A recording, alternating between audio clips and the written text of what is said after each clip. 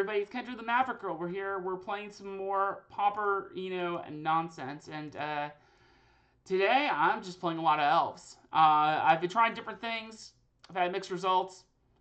I think it's just time just to go right into it and just play a whole bunch of elves. Just, people know what I'm into. They know what I'm best with. Now, I will say for this today's stuff, today's content that I'm streaming, recording, etc. I'm not expecting to do the greatest. So there's been a lot of mono black popping up, a lot of mono black. So I actually went through and kind of readjusted some of my things. I've actually been trying to readjust my lists a little bit more as well for other things. I feel like I've kind of brick-walled against a lot of decks before. Walls combo is a good example of this, where I could have a Timberwatch Elf, but I can't really push through what my opponents have on their board. So Wildheart Invoker, I've seen people run this before. CS for Cookie was doing this for a while, has been running this for a while. And for a long time, it really just didn't feel necessary. But right now, I think I kind of want that extra little oomph factor. And it fits nicely into an extra 4-drop slot as opposed, since I ended up cutting down a Huntmaster. Went up to the 4 melodies. I've seen people have been back to 4 melodies for Lead the Stampedes. And while I personally haven't enjoyed that in the past, I'm willing to try it again and give it another shot. I cut the Essence Wardens. I feel like I've been seeing less burn popping around lately. So I think it's Essence Warden and even Wellwisher are just a little less necessary at the moment. Elvish Vanguard, I cut it down to nothing before the last time I ran a stream with this. But I think now it's a good time to try and bring back Vanguard just a little bit. Try it, see how it goes. Fares well against a lot of things. And obviously then I cut down a little bit on the Nettle Sentinel, just a hair. Couple of thoughts on the list. So I haven't really gone through and hit it up, but I've been actually looking at a lot of lists with elves, and I've been seeing what they've been doing in the sideboard area. And while I don't agree with a lot of what they're doing, because I'm seeing things like someone was running 4 Viridian Longbow. Why do you need 4 Viridian Longbows? I don't know. It helps against Tron and all that, but you can use, if you have like 1 longbow in here, 1 longbow there, you have Harsh Sustenance, you have Relic of Progenitus, plus you just have a way to, you have ways to dig into them through like Melody and all that. I feel like 4 is a little overkill. People running multiple Spidersilk Armors, that's fine. Scattershot Archer, but then like I'm seeing things like the Hydra Blast. People run like 4 Hydra Blasts. I'm like, I don't know about this. So and I've been seeing some people actually cutting cards like the Artifact of Enchantment Hate, and that's making me think a little bit, right? I actually started thinking about this. What is Gleeful Sabotage used for a lot of times, okay? It's used to help your matchup against Bogles. Well, a lot of times you can just negate what Bogles is doing if you have Wellwisher. Also, Elvish Vanguard, if your Vanguard gets pumped up enough thanks to like a Distant Melody or something. Not to mention Timberwatch Elves. So there's just already a lot of ways to kind of fight back against Bogles. That it makes me wonder how much this is really necessary a lot of times. Not to mention the fact that there's a lot of times when you play Gleeful Sabotage and you end up, your only targets are like an Abundant Growth, where they've already got an actual Plains on the board or something, or it's just like a couple Rankers. And it's like, well, that does nothing for me. So, the other thing is, I'm thinking about this, and you think like, Affinity. Yes, you can actually keep them off their lands, but they also run Darksteel Citadel, which hurts you. You can then hit their Prophetic Prisms, but that never feels great. They've already gotten their draw value out of it. You keep them off their colored mana, but then they can still draw in their proper colored lands. So it's, and there's other colored sources as well. You can kill Mirror Forcer, sure, but you can't kill a Tog with it. So, and even there, it feels a lot like a race. Do you have your ants? Do you have your out? Are you able to kill them kind of before they go off? Yes, no, cool. Did you stonewall because you have a Wellwisher that's just going off and you have protected with Timberwatch Elf? And once again, just like Bogles too, I should add, Affinity can just lose to itself by not having a good draw. Bogles is even worse with that sometimes, since you need land, you need the color fixing, you need the creature, and you need your auras like all at once. So it's like a lot of moving pieces. When it gets going, it's great, but it needs to actually get going first. And then the other ones would be like Elves mirror matches, so you can get rid of their Viridian Longbows. Pestilence, so you can get rid of Pestilence. But even then, it just feels like the more I look at these things, I wonder if it actually might not be realistic to kind of really cut down on how much we're actually going in on cards like Gleeful Sabotage and stuff like that. So I'm actually going to, in the future, kind of go back to the drawing board a little bit on my sideboard. But right now, I haven't had the time to actually sit down and focus on readjusting that. So we'll see how that goes. What's up, Ain Lancer? How are you doing?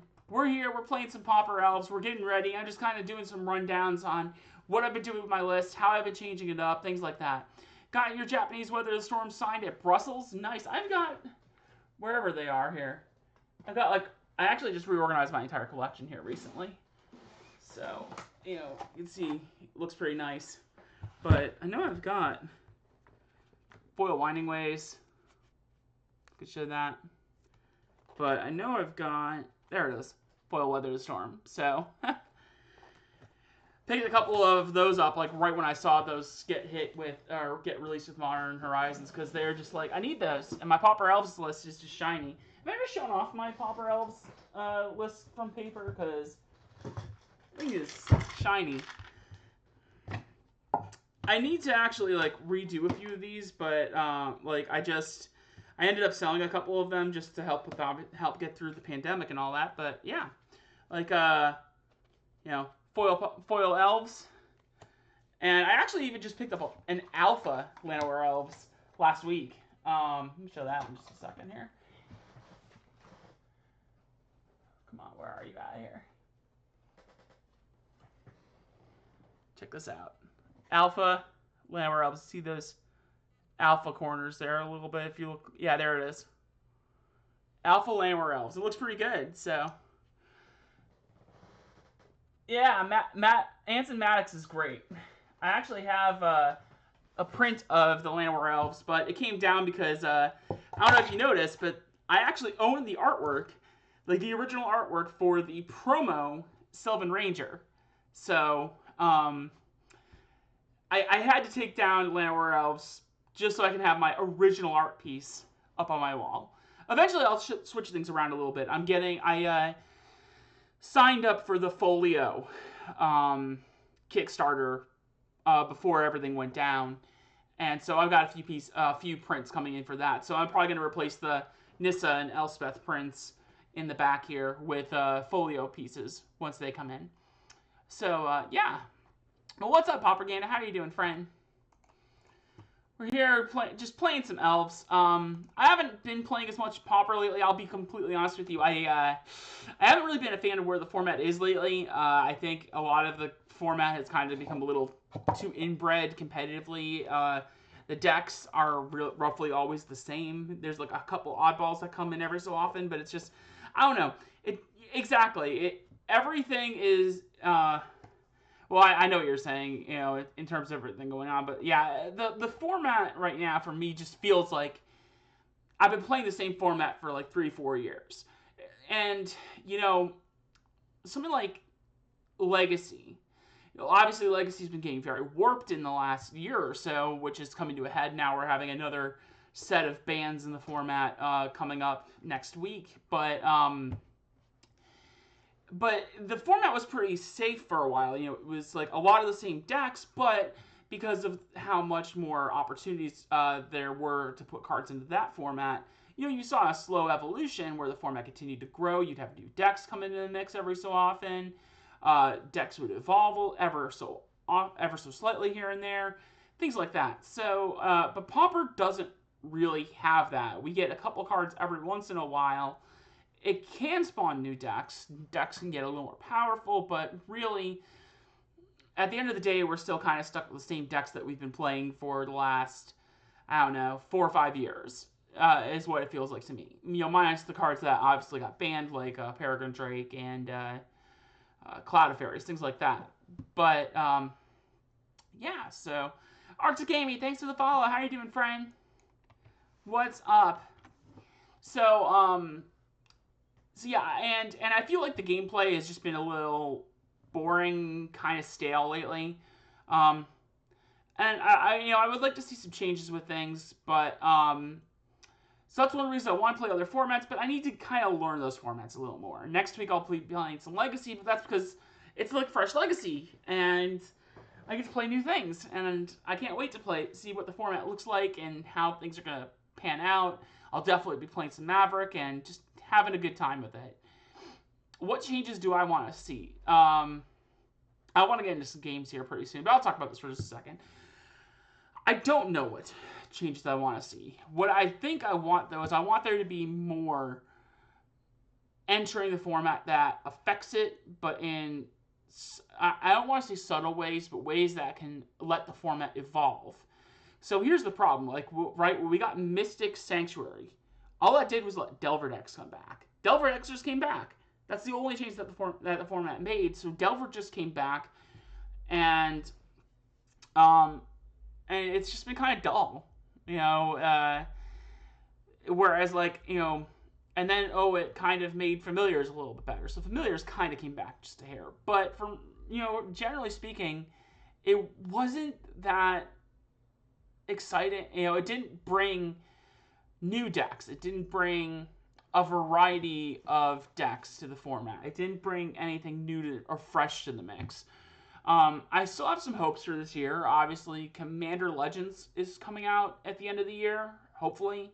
You know, at least on, you know, I don't know if it's on time or anything.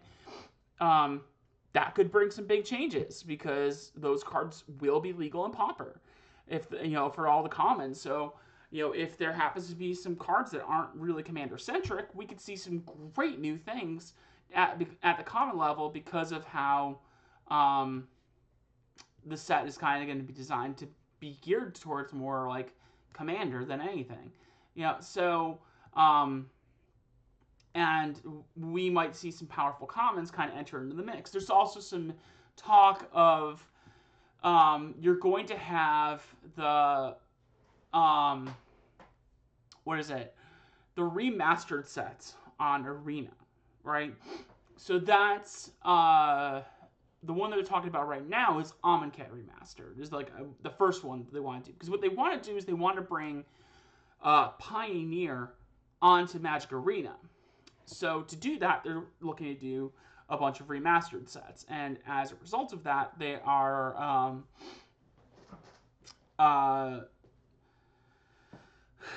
going to be obviously shifting around cards. So what they're going to actually do is make one set out of both Hour of Devastation and Amonkhet. So what's going to happen is there may be downshifts with a lot of these remastered sets as they start to go backwards in time and hit all of these blocks. And as they do that, we might end up seeing cards like, you know, get downshifted from those kind of sets. So who knows what's going to happen? I'm very interested and intrigued to see where things go down the line. What's up, Hand from Above? But yeah, I don't know where I want to see things. I just want to see more evolution in the format.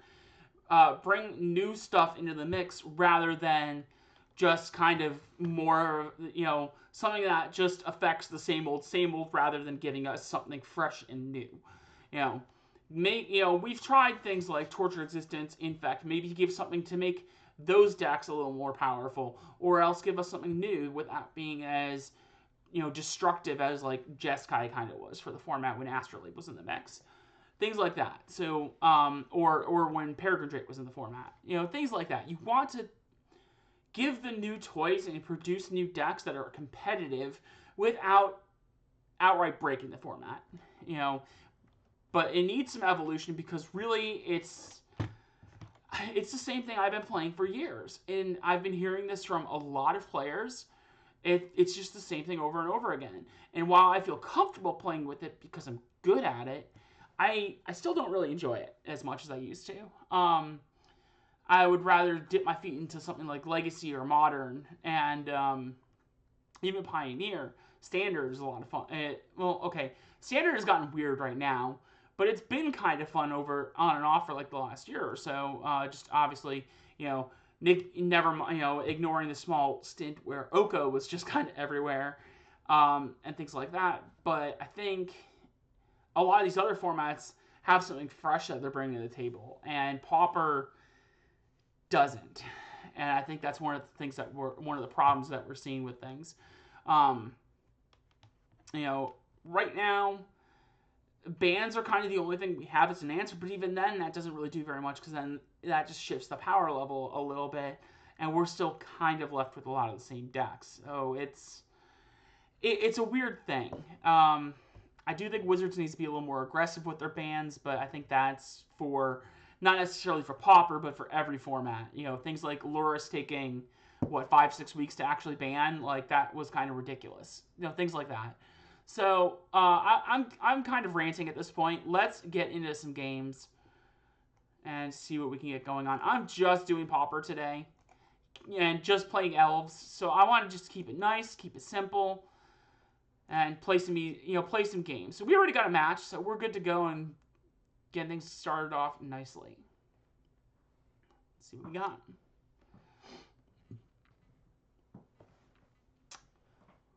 Opponent, you gonna join us? They are. Uven Leet? Okay, his hand is very slow. But there is, I like the fact that we actually have our lands. We can actually cast the stuff off of the lands. Springbloom Druid actually gives us our lands and filters lands out of the deck. This doesn't feel great, but it feels fine. It feels like exactly what we want to be doing. It's nice. It's safe. Let's keep it.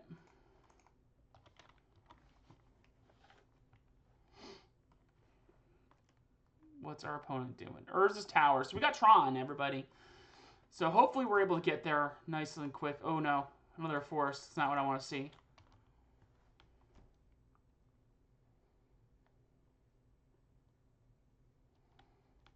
Hopefully I could see like a Priest of Titania in this next turn. That would be really good. So they've hit 2 of the Tron lands. They're going to hit their third one no matter what next turn. So now it's just a matter of how I'm going through this on the next game. Because I think it's going to be, we're just going to end up probably going to game 2. Because they're just going to kind of explode onto the board here. I think next turn, since what's probably going to happen, unless they have an actual Tron piece, the natural Tron piece in their hand, which they did, I'm planning on probably just trying to go for this Huntmaster. Kind of depends on what they do, if they have their mana sources or anything like that. It doesn't look like they do, if they're going for a Cave of Temptation here. Yeah. All right, so we have a bit of a longbow. Okay.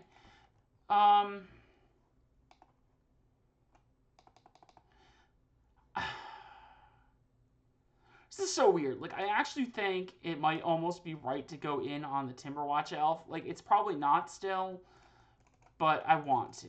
I'm still going to go in on this Huntmaster here, and we'll see what happens. If they have the Cave of Temptation, what that tells me is that they can't go in on something like, what am I thinking here? Dinrova Horror. So they can't start getting crazy with Dinrova Horror shenanigans. And I don't think we're going to see a Stonehorn Dignitary here. We might. It would either be that or be like a Mole Drifter. No, it is a Stonehorn. Okay. Opponent, you can get that.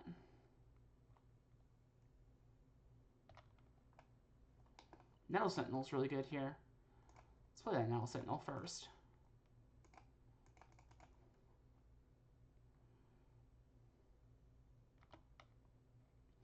Thanks. I'm actually probably going to work on changing my layout a little bit, my overlay, sometime in the next couple weeks, months, whatever. I'm trying to do some reworking of my stream as I'm working on becoming more full-time streamer, but it's going to take time to readjust to. So Just as is pretty much everything these days in the quarantine times, as it were. Oh boy, and that longbow is gonna be really nice if we could find something like what's it called? Distant Melody. I think I should also just cast this now and get it on the board, so they can't. That way they can't play a Din Robohorror, hit one of my tokens, and get the card out of my hand.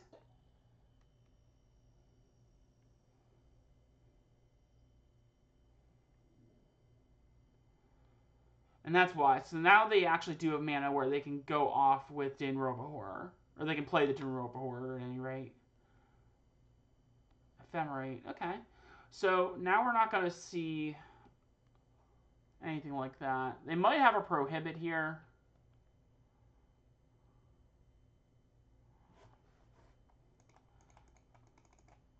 Let's put this here. 1, 2, 3. Move it to another thing. So I can kill a Stonehorn Dignitary as long as this Quirion Ranger sticks.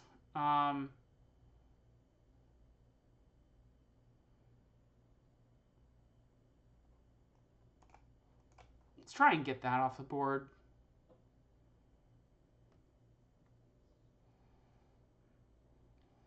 If they counter the Quirion Ranger, then I probably just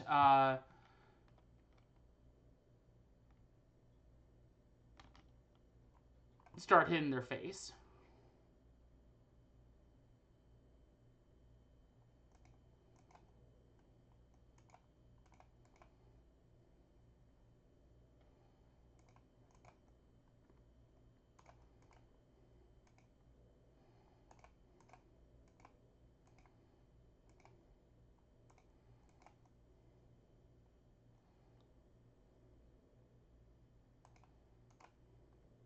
And he's dead.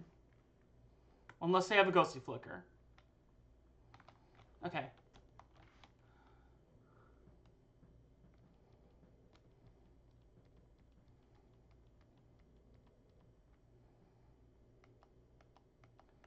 Tranquil Cove. And the Ephemerate's also permanently exiled because of the way Rebound works. So this is good. They might still have something like Moment's Peace, so we just kind of got to be wary of that. Drawing a land there is not what I want to be seeing here. This should be fine all the same.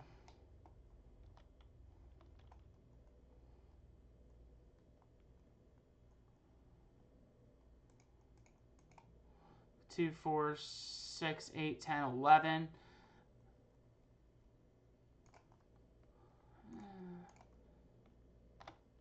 Yeah, let's just do it like this.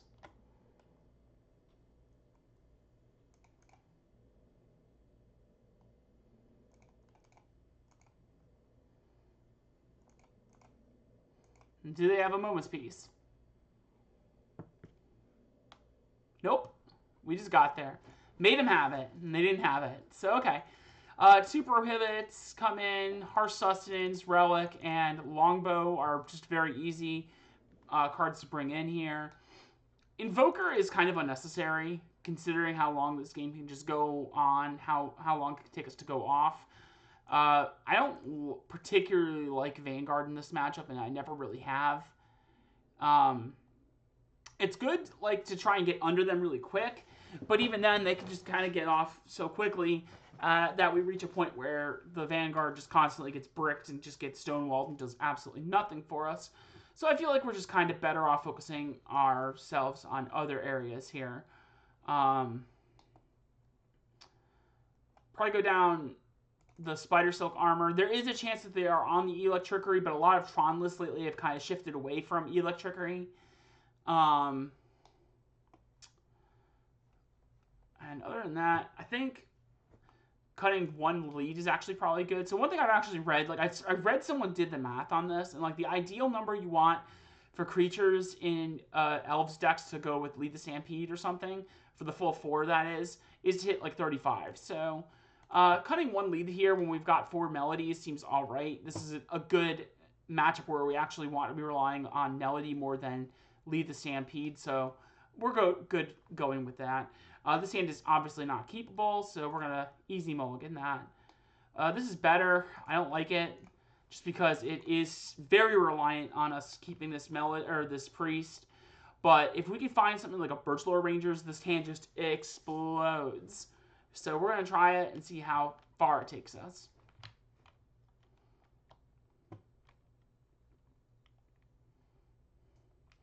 Our opponent mulled to 5 cards, so we'll see what happens.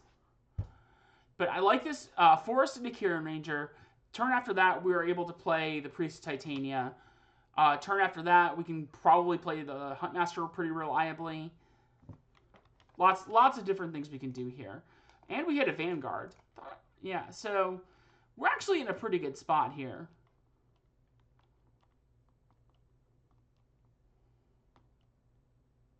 Trying to think what my best way to do this is. So I think I can go Priest of Titania this turn, and then I think the turn after that, I believe that I can go Huntmaster and Timberwatch Elf. This is interesting.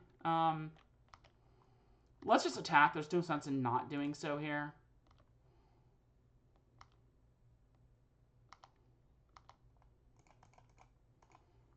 And the good thing about this, now that we have this other Quirion Ranger, which I'm not playing this turn, is that we actually have a backup if we get hit by like an Trickery or something like that. We still have a game, especially because of how few lands that they are clearly representing here.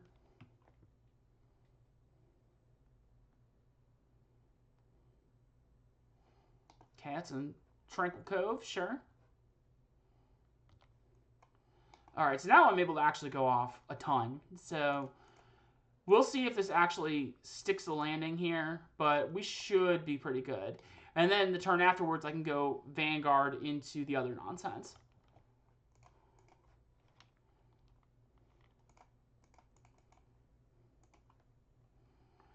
And if we see Birchlore Rangers, or better yet, Lead the Stampede or something like that, then we might even be able to stick the landing on the Melody and just go way off here.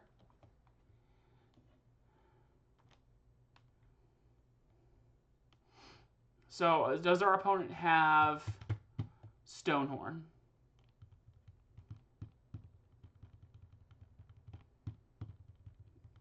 Oh, Reign of Revelation.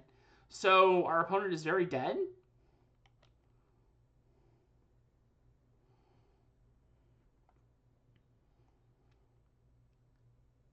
Like, next turn, we should just be able to win this by a lot.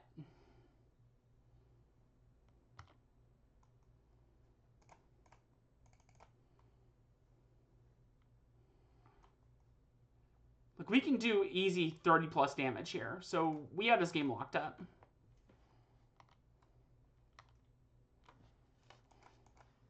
I didn't even get to cast this Distant Melody. Unreal.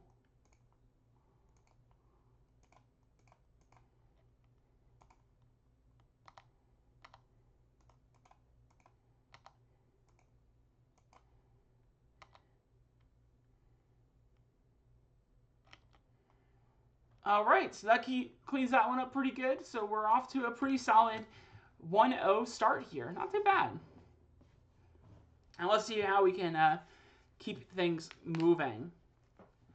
Hopefully we keep it up. Hopefully big hits, no whammies, don't run into very much mono black. That would be the ideal way to go about things. Off of one land. That's just how Elves does it, though, you know? Goes off hard. And you can do so with barely any lands in the mix as well.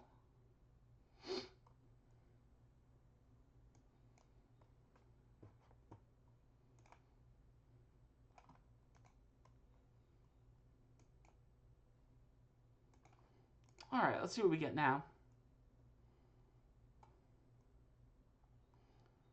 Turno. Wow, that's a great hand. Snap Heap.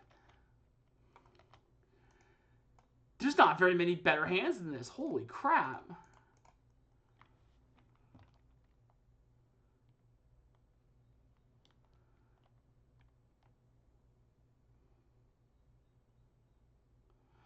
Alright, so our opponent is on burn, which doesn't bode very well here for me.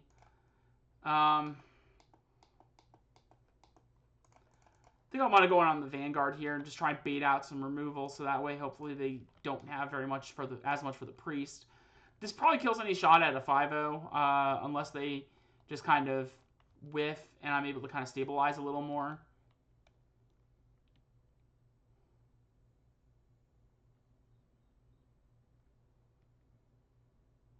Riftbolt, alright. And Lava Runner, interesting. So this Vanguard actually does get a little pumped up.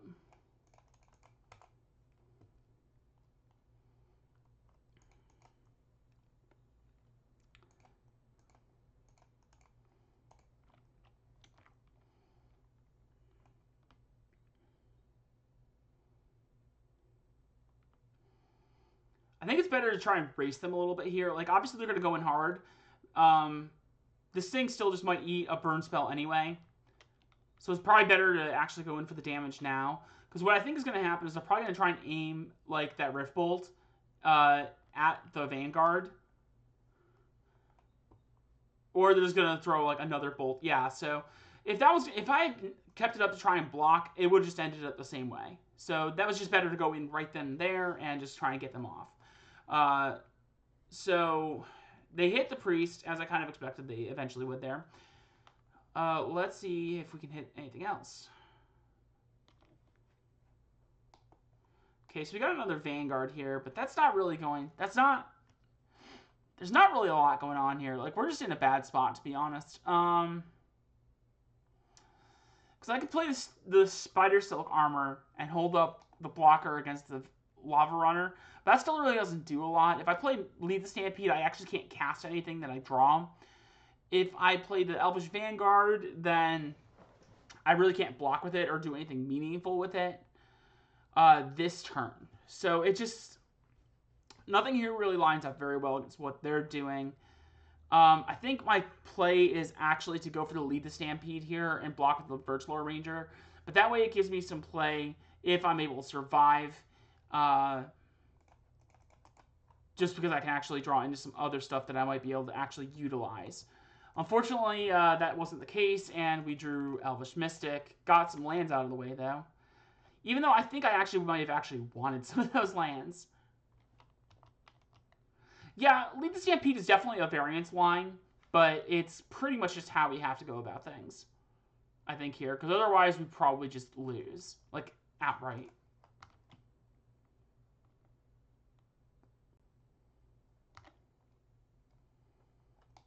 Springbloom Druid's not the worst. Still feels kind of rough right now, but I think it's okay. It's at least a line that we can take to try and stabilize. Because we can get this Vanguard up a little bit. Like, we can block with this Mystic, so we have a blocker. We can play the Springbloom Druid next turn and have another blocker. But I think ultimately, they're just going to end up drawing into enough burn spells before I can actually draw into something to actually stabilize my board. So we're just going to die. That's fine. Oh, they didn't have anything. That's interesting. Whoa, hello, Wellwisher. You're very much what I want to see right now. So if we can get the Wellwisher and it actually sticks the landing, then we're very well set up. So we're going to actually play that now. That'll bring the Vanguard up to a 3/3, which can meaningfully block the Lava Runner. We'll attack with this Mystic here. That actually might have been wrong now I'm thinking about it. I kind of just, why not? But if they have a bolt that kills Vanguard, then they might just, want to use it there instead. 4 mana. What are we doing for 4 mana? Fire Blast. Oh, they have double Fire Blast, and they were just waiting for the 4th land. Yep. Okay. So this is just about how this matchup goes. We're probably just going to die, and that's totally fine. It's just one of those, them's the breaks kind of things. We'll go down to 2 melodies, cut the longbow, and just kind of run it. Hopefully we can get there, but we probably won't, just because this is how this matchup works.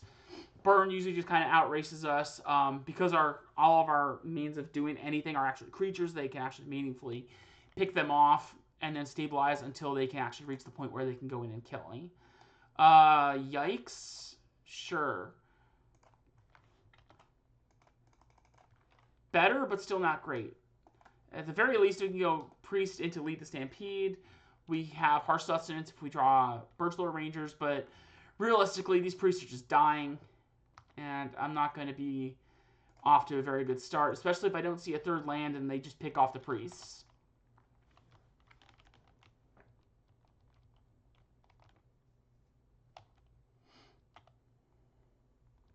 Yep. And does our opponent have Bolt Bolt? Bolt, Lava Runner? Yep.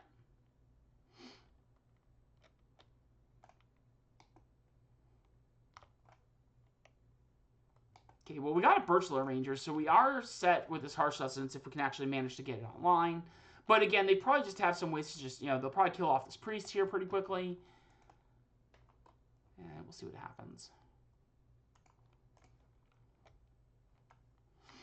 You can hit me for the 2. So our opponent can go, if our opponent has Bolt, Bolt, Bolt into Fire Blast, and we just die.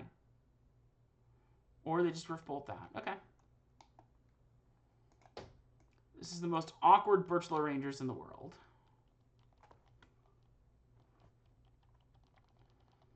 And sometimes this is one of the other problems with Elves. Sometimes if they just pick off your early targets, then you'd end up sitting on a bunch of high-level cards that you can't do anything with. Needle Drop, okay. Rift Bolt exiled. So that means we're probably just dead on this next turn, which again is totally reasonable. It sucks. I'm going to pass it and let them try and go in on it. I'm just even going to attack because there's no point in me blocking because I actually need the Birchlore Rangers if I'm to survive this. But I'm just dead. There's no way that I'm actually going to survive this. These draws have not worked with me very well. And they just kind of had what they needed to, which Burn usually does in this matchup. This matchup is heavily favored towards Burn.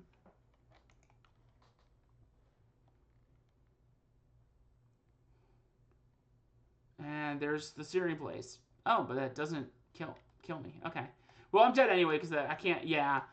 Look at this. I hit like all my high mana cost cards on this, so easy. They got it. But again, that's just how that matchup works. So, you take the loss and move on.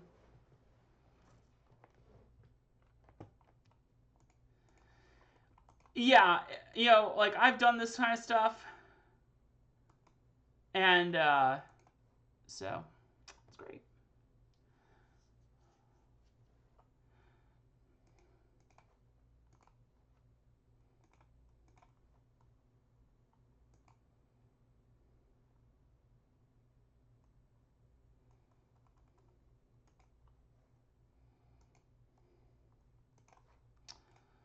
All right, so we're just waiting on match number 3. So how's everybody doing? You all having a pretty solid day with yourselves here? All right, we got a nice match here. Let's see what we got. Captain Obvious. So let's see if we can help. Ugh, no landers. Hand is fine.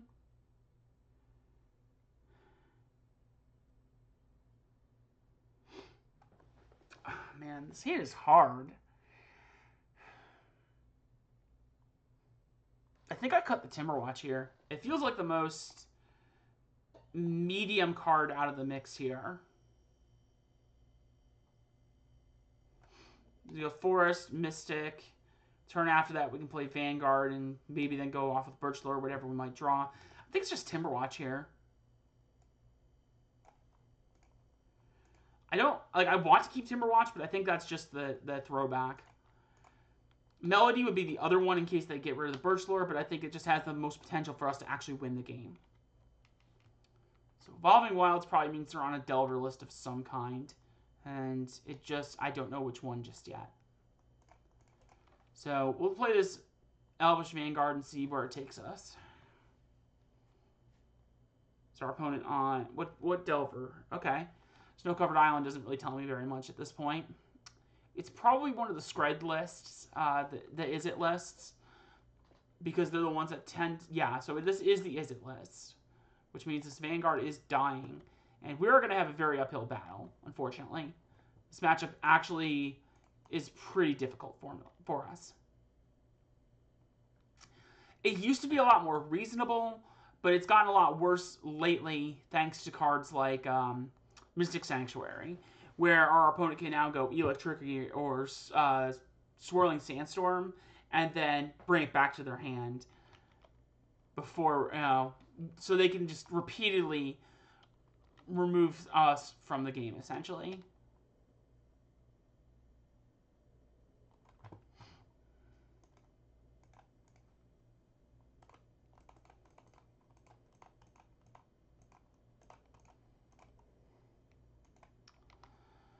Alright, our opponent's on 3 cards in hand.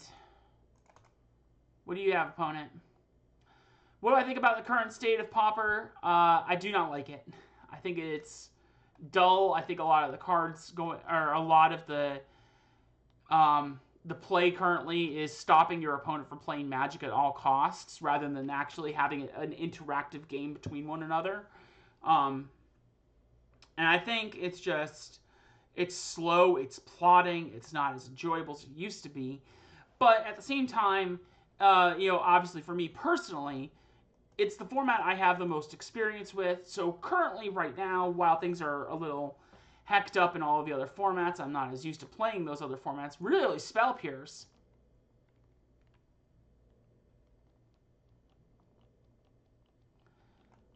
I'm not even saying just blue. I'm saying things like... Boros with Prismatic Strands, stopping your opponent from playing it. Obviously bolt spells. I'm talking things like Stonehorn Dignitary becoming a mainstay in the format. What's the other one? Moment's Peace. You're literally stopping your all the players from playing Magic, and even Mono-Black Control is like that. Obviously you're trying to stop your opponent from playing in a meaningful way. So it feels like the format has devolved into stop your opponent from playing Magic. And it's just not anywhere near as fun as it used to be, in my opinion.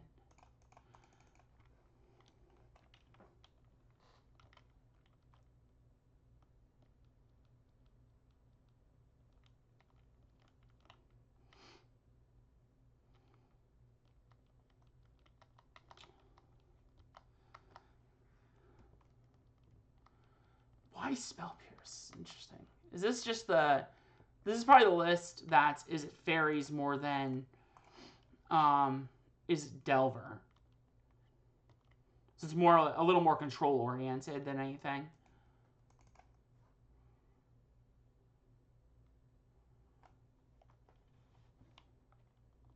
Yeah.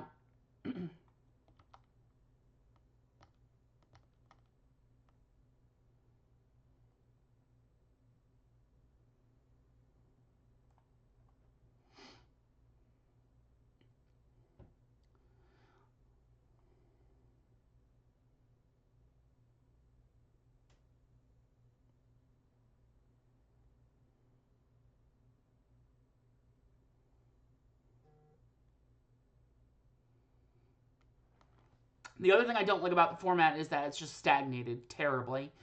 Like I was saying earlier, it feels like I've just been playing the same decks, the same metagame for the last 4 or 5 years. A few decks have changed here and there, but by and large, it's the same things over and over again. The gameplay has barely changed, unlike something like Legacy, where obviously they've gotten more meaningful cards, so even where they have decks that are still roughly the same-ish, you're seeing new cards come into place. I do agree that Empty the Warrens is probably reasonable. You probably have things like, because if you actually look at the timeline for when Empty the Warrens, Grape Shot were banned from the format, it happened right around when Return to Ravnica came out. What's our opponent doing? Opponent? Come on, friend. And I don't think that the decks really became acclimated yet to playing Electricity, things like that. So I think there's more ways that decks could actually interact with the Empty the Warren's target, or the Empty the Warren's tokens, whereas it's really difficult to interact with all of the copies of spells that Grapeshot produces. So I think Empty the Warrens would be reasonable, but I don't think it would be very good, if that makes sense. Like, I don't know that it would be helpful. Like, it's a very risky unban, is essentially kind of where it's all at this point.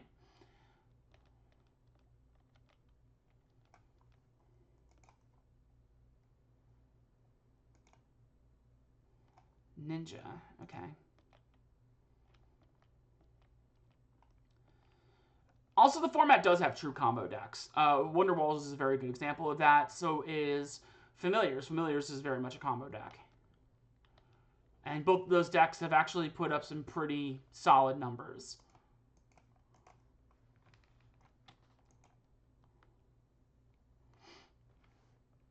Sure, there's definitely ways that you could actually do that, but we saw that in the past. It was very inconsistent when players did that. So, I just don't think it's going to really get there. If they have the Deprive, I'm going to scoop. Yeah, so we are locked at this point, and so I'm just easier off scooping and going to the next game. Gut Shots and Scattershot Archers are pretty good, as are Spidersilk Armors and Relic of Progenitus. One Longbow is probably okay. No, actually, Longbow isn't that good.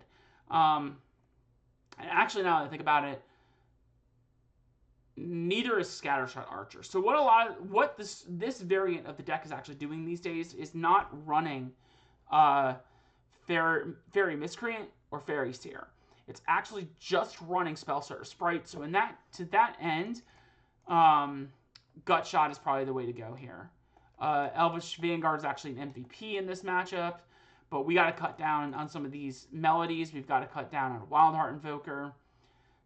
There's actually an argument for Prohibit here. I'm actually comfortable going down to just one melody. Probably just running this back, actually. Yeah, we'll do this. Yeah, it's not great, but it's keepable here. So we'll roll with it. I could mulligan into a better hand, but at that point you're unnecessarily risking going in on hitting a no-lander or something like that. Something where it's just not very playable. If we have a playable hand, even if it's not an ideally great one or anything, it's still something we can work with, that works. It's manageable. Their game just freeze on me or something like that. There we go. Ooh, piece of candy. So I guess I could play this Priest, but I think here it's probably just more meaningful right now to play this Vanguard, so then we can go Priest into Elvish Mystic.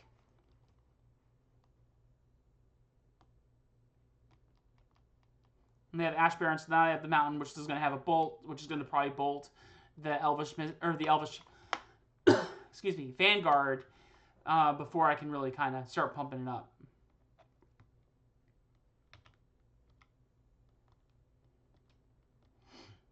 Because I know they probably have something like that, I actually think I want to go in on the Springbloom Druid, so that way I'm getting value out of it rather than... I'll attack here first, because they're probably just going to kill... They're probably trying to get a good value Electrickery in here, so it's probably just more meaningful for me to at least get the 1 point of damage through now before they try and go in on the Electrickery, which will kill the Vanguard.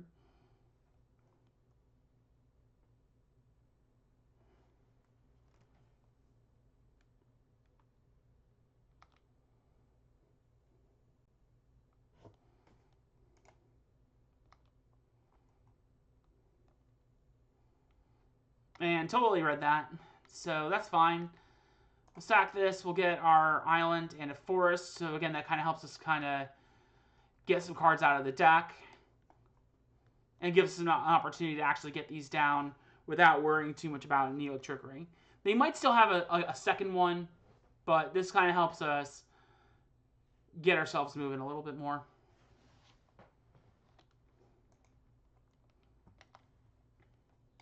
Ooh, hello, Gut Shot.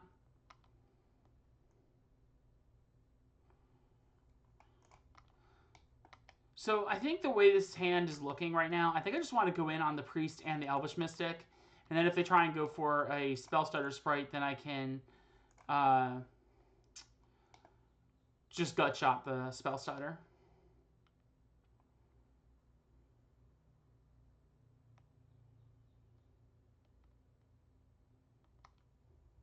Okay.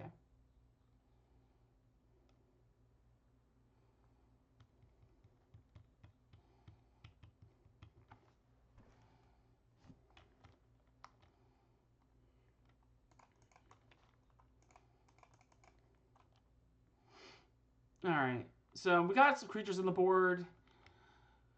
We can kind of deal with them if they have any electricity, so we're still holding back the Quirion Ranger for right now. Just, again, we're trying to be a little careful so we don't walk into a board wipe unnecessarily. We just don't want to overcommit right now if we don't need to.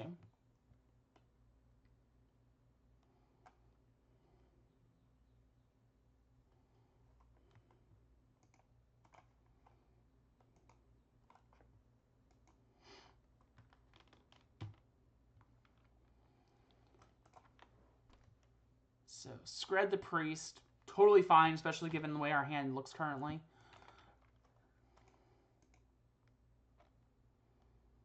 Which also tells me that they probably don't have the Electricity, which means I'm actually probably very okay going in with this Quirion Ranger here like this.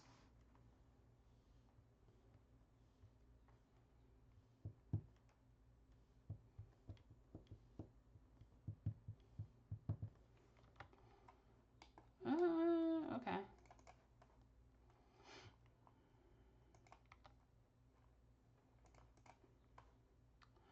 So I could attack and just go in like that, but I think I want to hold this back for now, especially if they try and actually go in for an attack and try and play, try and get through and play the Ninja.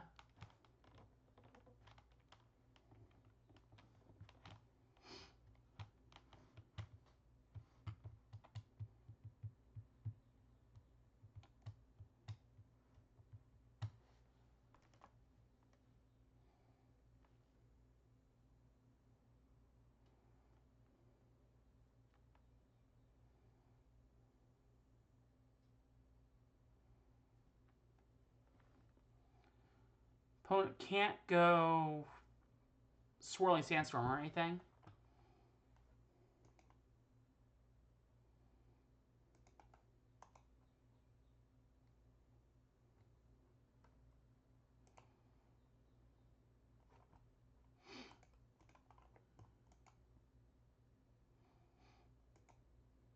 Opponent is just playing super slow. Not sure what's up.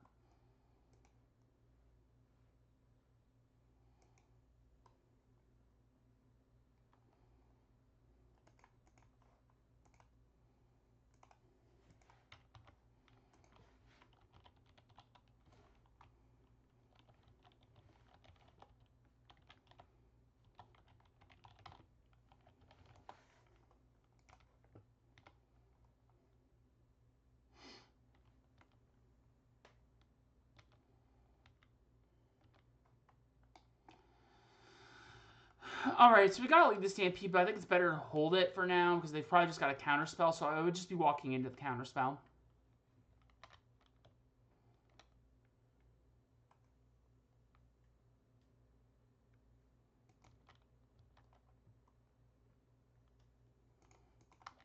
Delver. So they are actually on the Delver plan. That's interesting.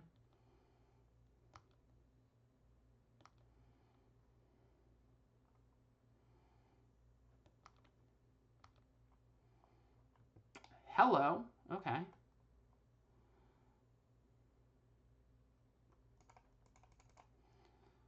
Let's go in on it. Because we can also probably push through the gut shot here if we need to. Yes.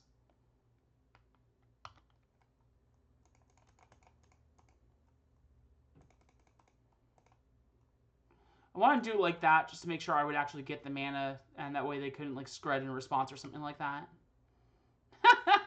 I like that, Jerry. Alright, so we unfortunately threw away a couple of our other cards there, but Should help a lot. Let's get that Delver out of here.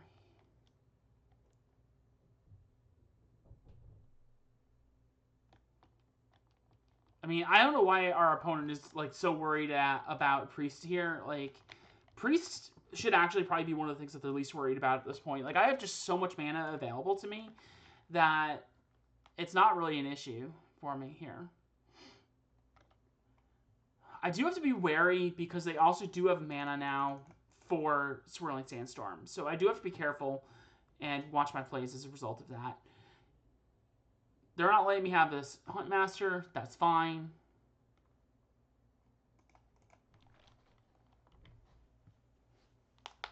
And there's Spellstutter. Sure.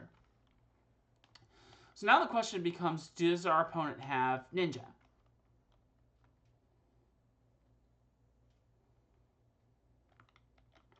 If they're attacking with Spellstutter Sprite, then my guess is yes, they do.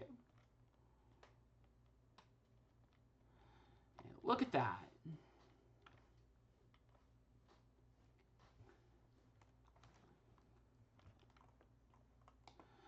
Birchlore Rangers, which they can just counter with the Spellstutter, so no sense in me trying to play that right now. Again, I don't really want to attack.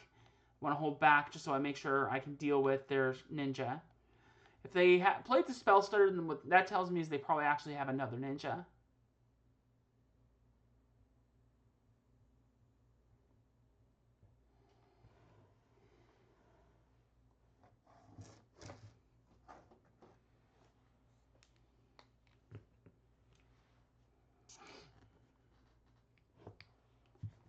I mean,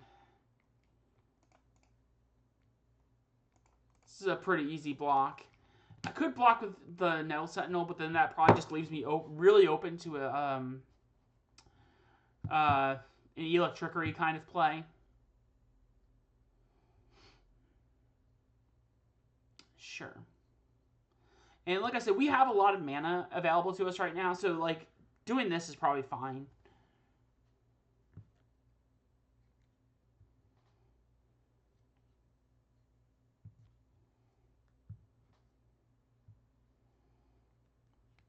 Like at this point, we could pretty much cast just about anything off of this amount of mana. Okay, so they got Delver. So they have Spellstutter and Unknown. Ooh, hello, Wellwisher.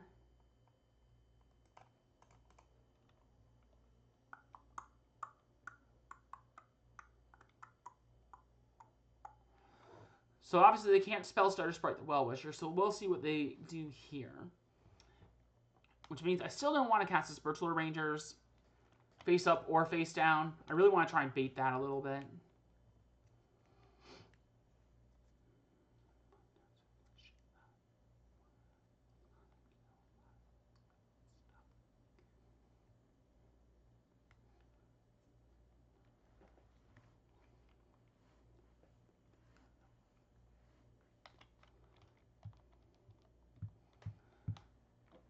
Love it. I have seen against me more times than I have any other bands in the world.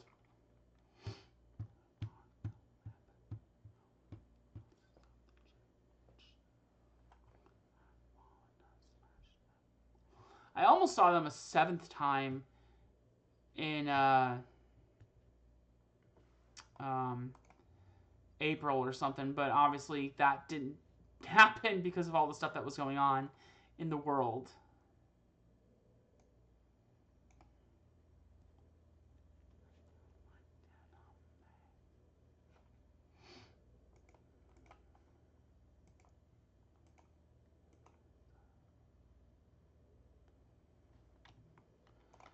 Just pass it off to them. And the cool thing too is if we can block this Ninja and like keep these creatures on the board, the Wellwisher with Quirion Ranger combo just does a lot of work. Obviously, our creatures could die at some point after a while there, but it should still kind of help us out here. Especially since we know they kind of just have some unknown nonsense. They revealed a Brainstorm, sure.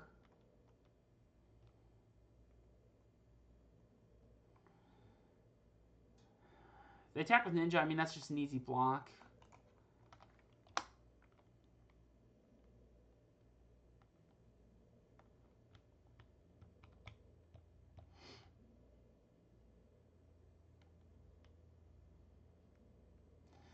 Now, we are at a point where our opponent could go Swirling Sandstorm and just lock us out with the Spell Stutter Sprite, but we'll see what happens here.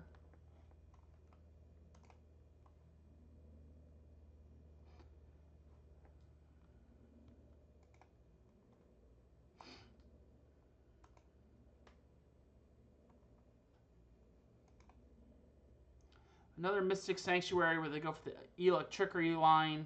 That's gross. And Preordained. So they find the Electrickery, kill my creatures before I can do anything.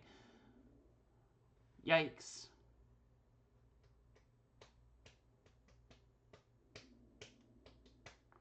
And this is kind of how I expected this to end up going, just by nature of how this deck plays in this format. Okay, so we were able to get our creature down, which is kind of interesting. I mean, this is just the state of Pauper right now, to be honest. Elves is definitely down in the meta because there's just so many red decks. Black decks as well, because Mono Black has kind of seen a bit of a resurgence lately. Like, I would totally expect this to get countered.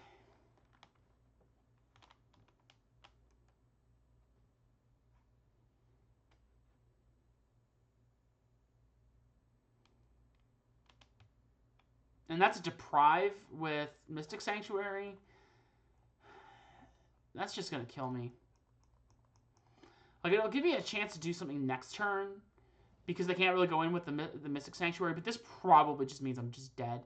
I can't reliably block the Insect Aberration. My only hope right now is that I draw Spidersilk Armor, which will allow me to block the Aberration. But even then, they can just have a Bolt spell that just kills the Birchlore Rangers in response.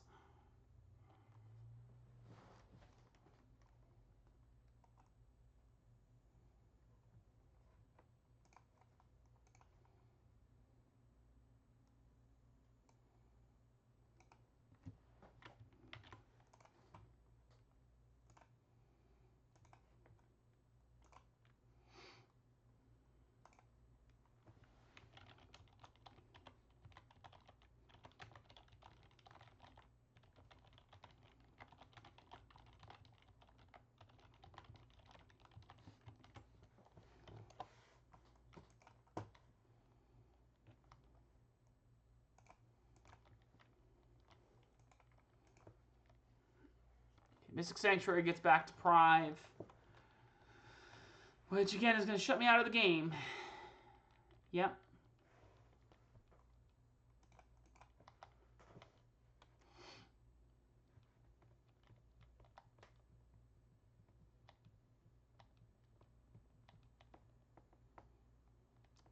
I have one hope, but I'm probably not going to get there.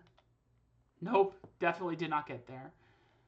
Because now they have the Deprive, which can stop anything that I'm doing and stops me from being able to win. So yeah, this is a pretty easy. Our opponent wins the game. So let's go on to the next match, and hopefully we can do a little bit better. And this is kind of one of the other things about Pauper. There's a lot of formats where it's not quite so cut and dry, but Pauper has become very much a very rock, paper, scissors kind of format. If you run into a deck, you pretty much know from the onset, like, hey, I'm going to lose this match.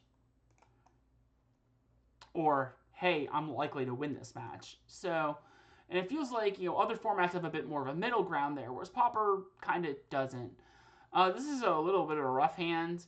I do like it, though, the fact that we can actually cast everything except the Wildheart Invoker, which we can easily cast still if we have the Priest. But it is very slow, considering that we're on the draw. I still think it's better to keep this, especially in a blind, because there's a lot of times where it's going to be very good. Arbor Elf, huh? So maybe somebody's brought and decided to go in on Elves as well. In which case, this hand is reasonable. It's not incredible, but it's fine. Either that or it's some janky kind of build, which is what it feels like. This could be like Dreadmaw Stompy. Or the mono green land destruction deck that was popping up at one point. Who knows? We'll find out.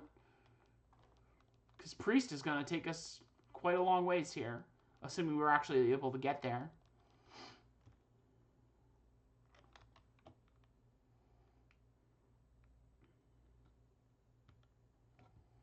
So my play is definitely going to be cast Lead the Stampede.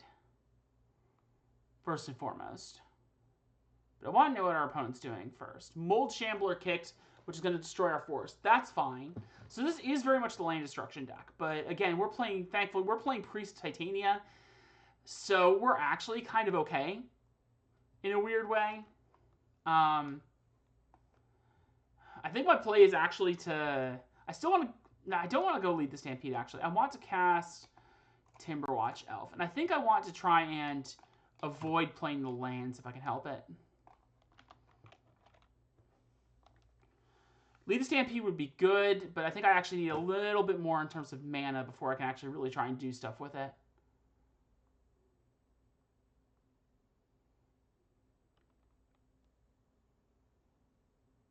So now I'm curious what they've got going on here.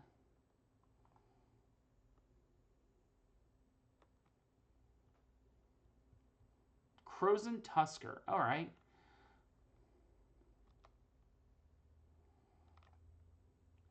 So now we got enough cards, though. Like, 4 mana means we can actually cast stuff off of this Lead the Stampede, so I'm just going to go in on it. I found Birchlore Rangers, so that's good. So now we can actually play these, and they can act as blockers.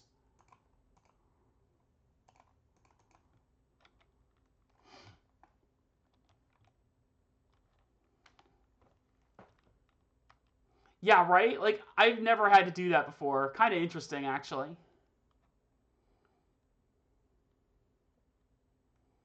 So they have an Ulamog's Crusher, probably. If they're at 8 mana. Unless they, like, nut drew into, like, a Rolling Thunder or something. Just a Crozen Tusker, okay. Not a fan of this Ponza list. Love you some land destruction. Yeah, I don't know. It's weird. Especially right now, because they can't really do anything against me at this point. The way this... Ooh, Nettle Sentinel. Hello, friend. You're very good right now.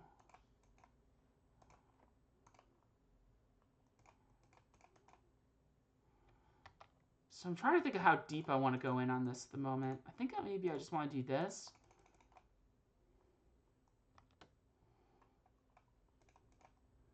And go in on one of these melodies.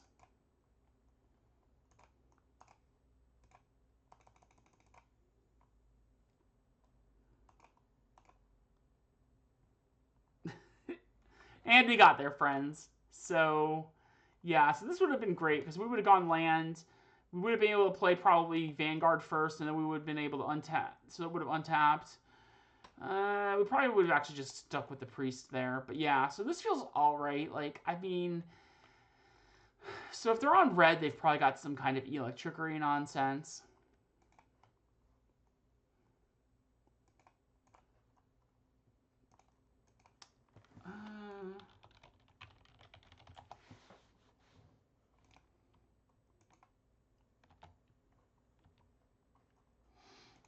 Yeah, I haven't really seen any of these lists, so I don't even know totally what to board in against them.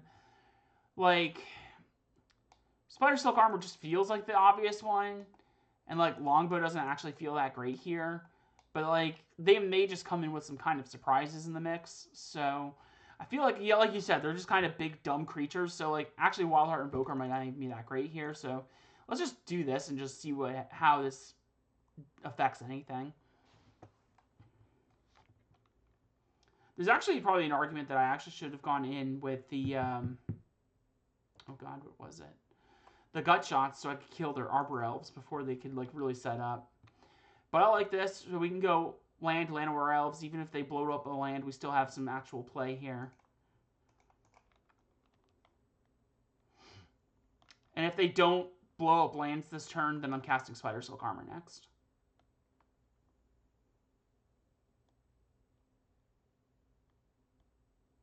By the way, did you all know like Wild Growth is actually kind of pricey on Moto? Like last I checked, it was pretty. It kind of got up there a bit.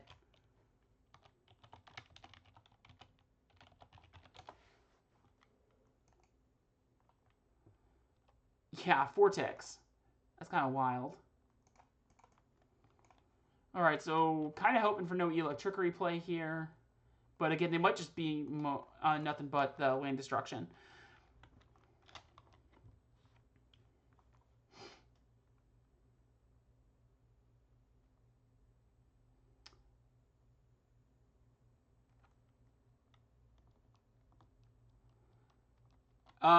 I don't even know what it was, so clearly was not intended, apparently.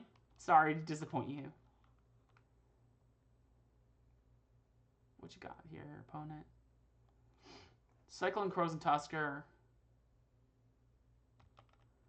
Oh. No,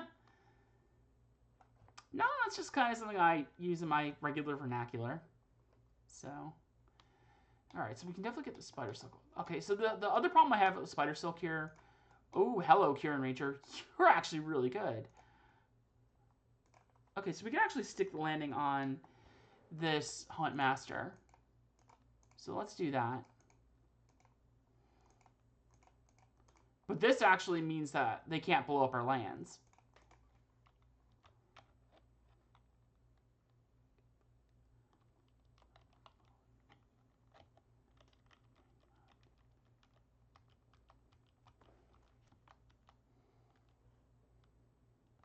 Cycling these greater sandworms is interesting.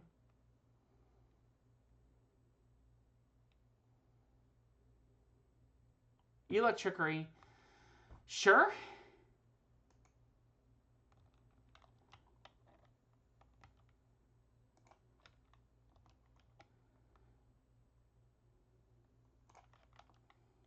So we're going to be feeling it a little bit if they start dropping land or like land destruction spells. But again, like those don't really do very much where I'm dropping this kind of stuff.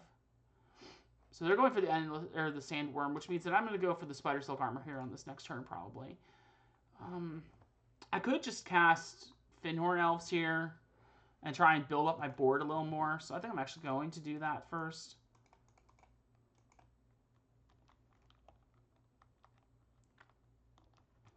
Sandworm does pose some issues for me, but we'll see if we can actually find something to get there. I have not seen that art for Tinderwall. That's cool. I actually didn't know that this art existed. That's pretty neat. Did our opponent just cycle Tusker and they meant to cast it?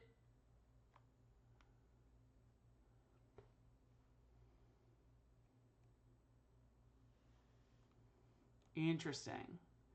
Well, that Sandworm is a clock, so I need to be careful about that. Oh, it's not a clock anymore. Wish I could cast Spidersilk and the Timberwatch, but I'm just going to go for this Timberwatch.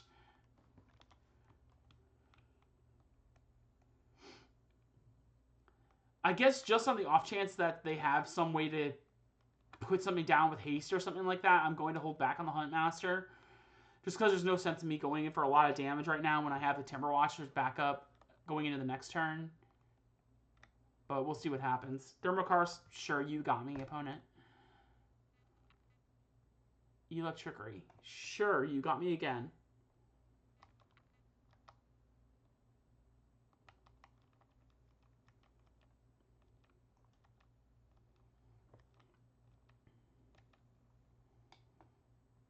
Birchlore Rangers. Hello, friend. This actually does so much for me right now. So I can pump the Huntmaster, or I can just sack the token for now. And I think losing the token is a little bit more important. So it gives me an opportunity to actually build my board state just a little bit. Let's do that.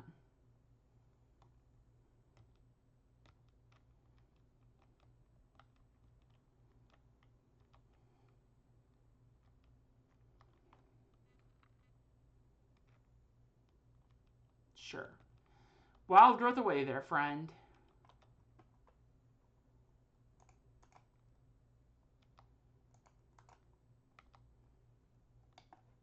think that actually probably would have let the Huntmaster survive.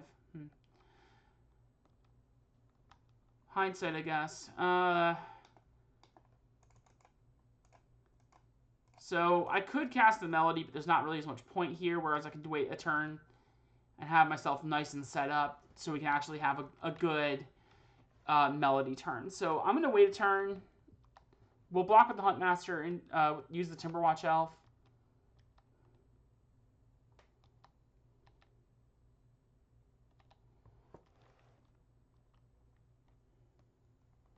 They're not casting anything. That's interesting. Did they draw like another Electricity kind of card? I think Lead the Stampede is actually a little bit nicer here. A little more kind of what I want at the moment. Dear God.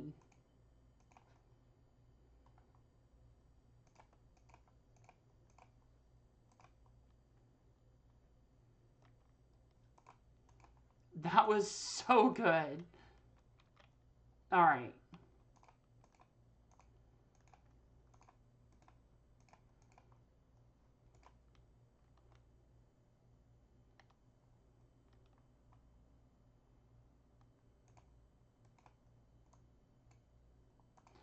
So I will be feeling this a little bit if they can, if they have like a Mold Champler and an Electricity, because it will blow up my board, but I will be able to kind of stabilize things enough that I can keep going. So we'll see if this goes into the next. And we got the match, so never didn't have it. That was an interesting match. I haven't really played that matchup very much before, and again, I didn't really know what to expect for some of that, so because I hadn't seen that list before. You know, I've seen the mono green lists in the past, but I've never seen like a Gruul lane destruction list. So we'll see if we can get one more under our belt. If not, we still got 50 play points coming our way, and you know, that's not the worst thing. I'll take 50 play points all day, every day.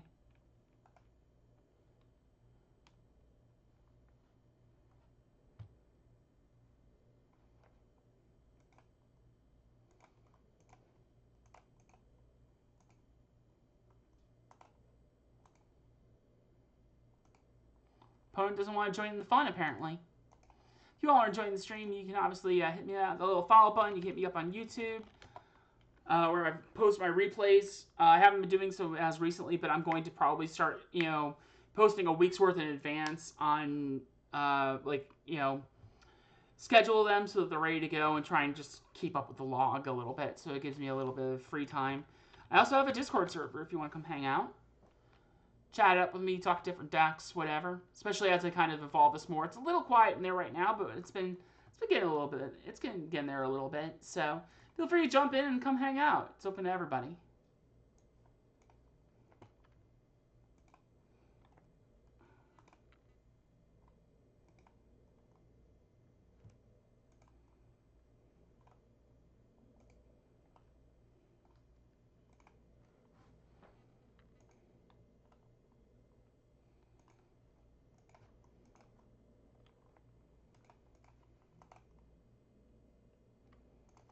All right, let's try this again. One more time. Can we get there?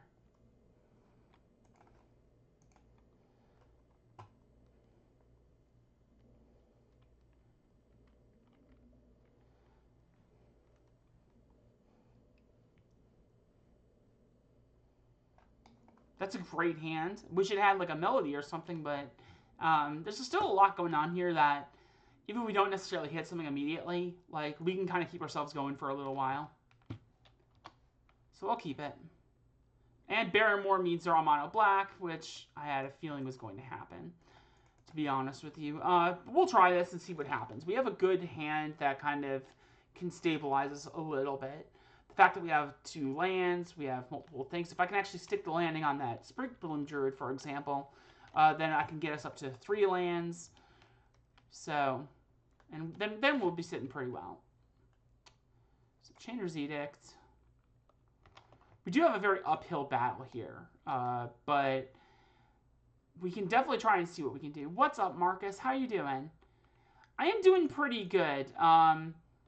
You know, trying new things with all of the quarantine stuff happening right now, but we're doing the best we can. I hope you are doing well. I hope all of you out there are doing well, especially given everything that's going on in the world right now.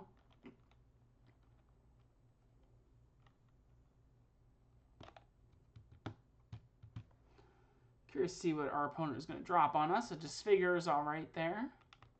So they're a little land starved, a little mana starved. So we'll go Springbloom Druid here. I think Springbloom Druid into Priest of Titania is probably the way I want to go about this. It's getting better over in Germany. Totally feel that. That's awesome. Glad to hear it.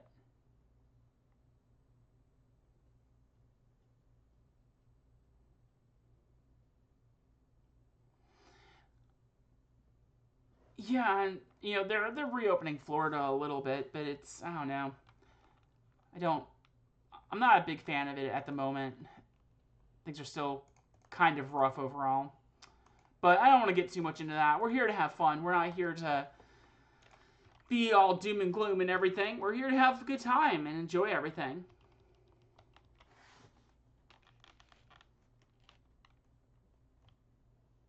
Chainer's Edicts.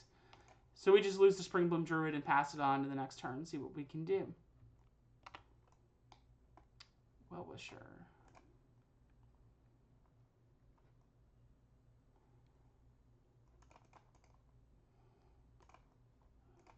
So we can go Melody for 5, and we'll see what we do with that. Ooh, Wildheart Invoker.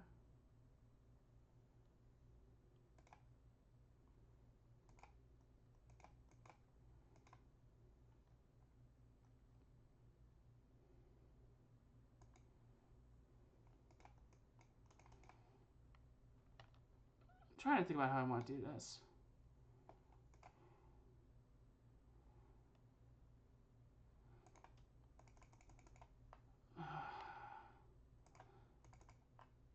This is actually really good here for the mono-black matchup. So I'm actually just trying Wildheart Invoker for the first time, but we actually have 2, 4, 6, 8, 10, 9 creatures. So even if they tried to Disfigure, Defile, we would just be able to pump the Wildheart Invoker, or pump creatures with the Wildheart Invoker to the point that they would have difficulty killing them. Tendrils of Corruption would do the same thing. So wow, actually, Wildheart Invoker really makes this matchup a lot better, doesn't it? Huh. Maybe I just haven't actually run into this matchup enough to actually see that in action, but that's a really good way to do things I hadn't thought about before. All right, well, we're going to go down some Distant Melodies here. We'll keep 2 in. Actually, we'll go down to, yeah, 1 is probably fine, actually. Mono Black due to the cycling deck. Is the cycling deck really a thing? Cycling deck was a thing for a hot second. It feels like it's kind of dipped down in the metagame. Like, people are still trying it because they want to do different things. What's up, Steven? How are you doing, friendo? Steven's a good friend of mine, everybody. Plays a lot of indie games. Definitely check out Steven's good stuff. I gotta figure out like a shout-out thing so I can get that set up and give some good shout-outs to people, great people like Steven. This hand is iffy. Like, it's not bad, but it's very slow and is probably going to end up getting a lot of my creatures killed. I think what my play is going to be is, assuming I don't see a turn 1 play, I'm probably going to go turn 2 Wellwisher. So we got the Elvish Mystic, and that hopefully can help sort things out a little bit. But they probably will kill the Mystic, and that's fine. Echoing Decay, sure. So we're going to go in on this Wellwisher. Quirion Ranger is really nice too. But it's probably not going to do too much right now. Interesting. Okay.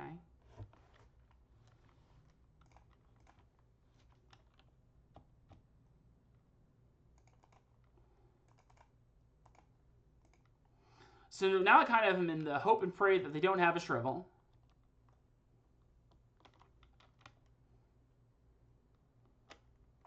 Big hits, no whammies. 1 time. Let me get there. Crypt Rats for 1. Yikes. Need like 1 more land.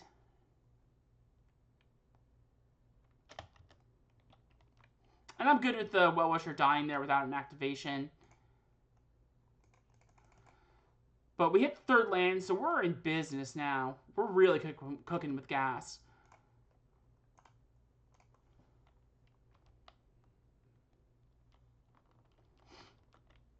Because there's a lot of things we can do now.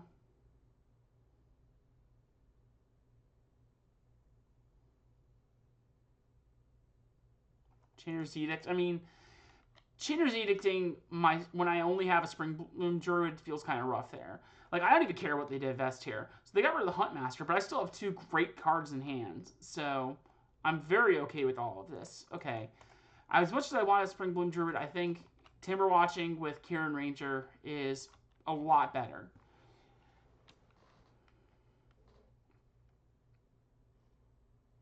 Chittering Rats is very okay here. Defile, sure. Disfigure. Barrenmore. So they don't even have that much, and this is why I'm not, like, the biggest fan of this.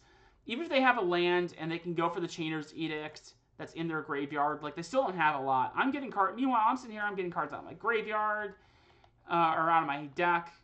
So, like, I've gone through 7 of my lands at this point.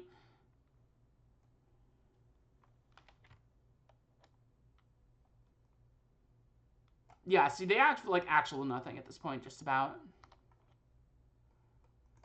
I'll play the Quirion Ranger. If they want to flashback Chainer's Edict, they're more than welcome to. Haven't seen Druids in Elves, so I like them because they... A lot of times you can still get to them pretty easily. You can get the mana for that pretty easily. And, yeah, actually, Lead the Stampede would be great, which, right on time, here it is. But yeah, I like Springbloom Druid a little more than Spidersilk, or than, Spidersilk, what am I saying? I like it a little more than, Sylvan Ranger. In a lot of cases. Okay. Priest.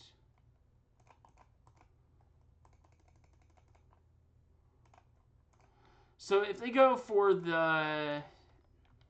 This is going to be some awkwardness, because they could very well have, like, a Shrivel or the Fumes, yeah, which they did, and that was a big yikes for me. But they could also have things like, wow, that was a nasty little top deck from our opponent. But yeah, I like Springbloom Druid just because it also just filters cards out of your deck, you know? Like, here it means instead of because if we had 2 Sylvan Rangers instead of the two Springbloom Druid, Jesus Christ. Alright, so I'm just very dead. Even if I drew Lead the Stampede, I wouldn't have gotten there. They just had perfect top deck one after another there. And there really just wasn't any way for me to deal with that, but holy crap, did they just have, like, the perfect draws one after the other. Oh, man, that hand was rough. This hand's not great, but I have to keep it. It's got playables. There's not much else I can really hope for here. Probably just toss back a Forest because of the nature of these cards. Yeah, and I don't want to be thinning with cards like Land Grant. Like, I know people love to play that card, but that card is god-awful and people should not be playing it. The only deck in the metagame right now that should even be considering playing that card is the Cycling deck. And even there, it's just kind of okay. But yeah, I do think the thinning aspect is more relevant there. And a lot of times when you're going for the Sylvan Ranger play, you're not necessarily playing the island to actually go off with it. So I want to be very wary of how I do this.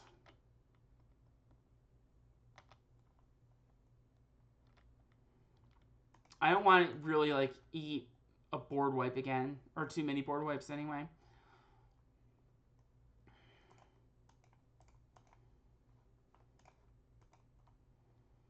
I think I can still cast... Sure. I can cast this Birchlore Rangers face down.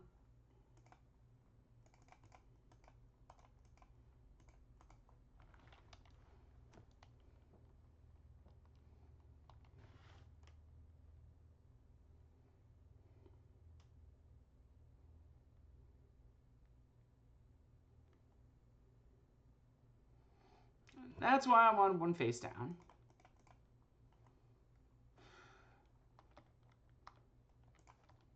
So I could flip this, but it wouldn't really do anything here.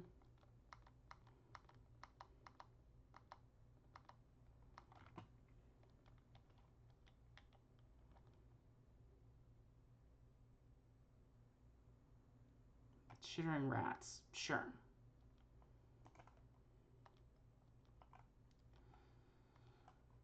So I want to turn this face up so I can use it next turn.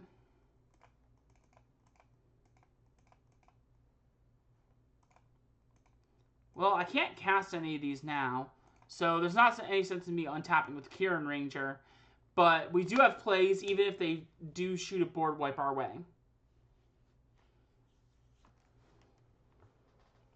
Gary, all right.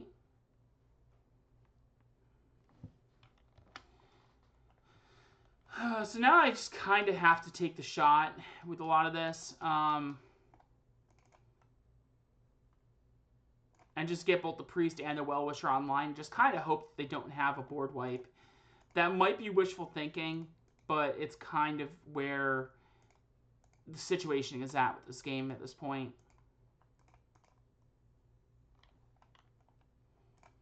Probably lay down the Llanowar Elf too. Like, if we're basically at the point, if they have a wipe, then they just kind of wipe me out anyway.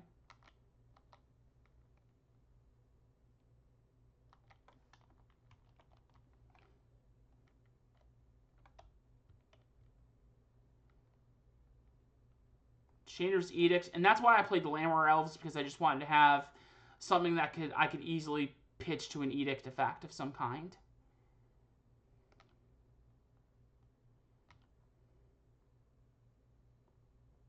Okay. So we're going to play Wildheart Invoker here.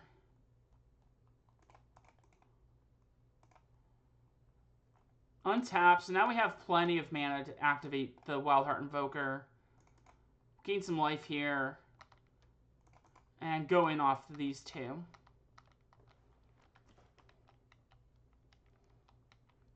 If they flash back Chainer's Edict, I think I just lose Birchlore Rangers here. Phyrexian Ranger, sure.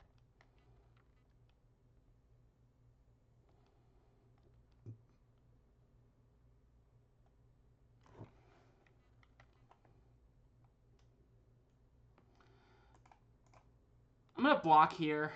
This could be one of a couple things. I feel like they have an Unearth. Rancid Earth, what the hell? This is easy.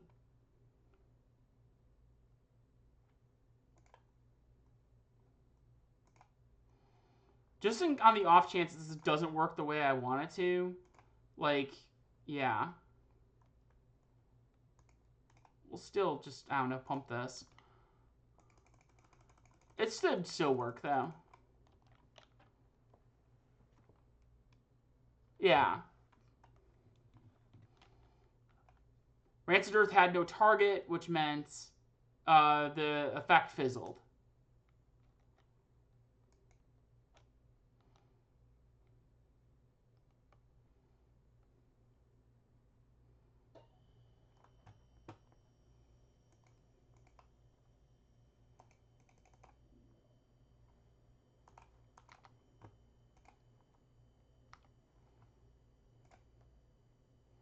Seeing lands kind of hurts. We know they got Chittering Rats, so that means I'm just going to be stuck on lands for a few turns. But might as well get in there for some attacks, right?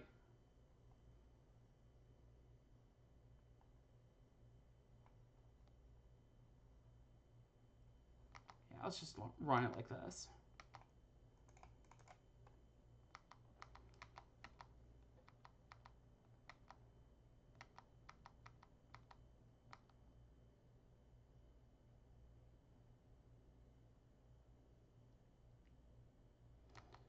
Boswiches is fine. It doesn't really do anything for them here. They have a Chittering Rats in their hand. Why aren't they playing it? Oh, they didn't use the Cottage's effect. That's interesting. We got another Quirion Ranger. This should just wrap it up, honestly.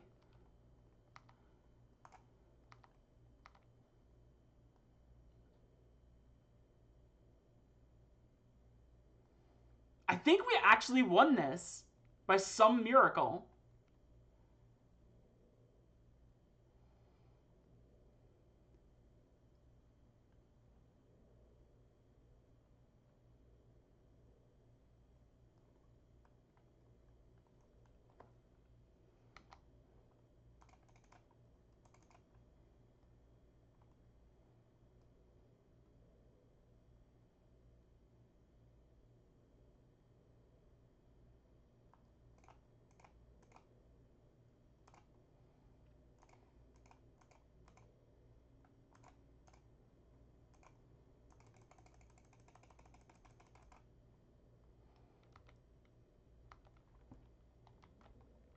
All right, so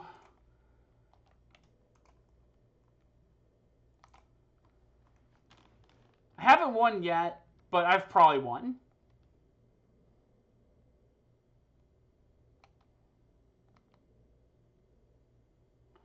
Oh crap, I actually needed that, didn't I? Priest of Titania is the target here. Oh, I screwed up my math. This has to die now. Yeah, I actually needed this Wellwisher untapped. If I had had the Wellwisher untapped, then I would have been able to save the Priest. So this is unfortunate, but I'm still probably doing okay at the moment. Kubaj, which is, again, is a yike from me.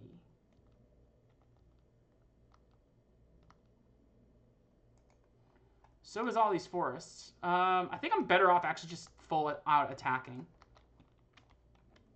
Because here they have to... If they block Wildheart Invoker, then they lose the Kumbaj Witches and they still take 4 damage. If they block like this, then they take 7, they just die. And we got there.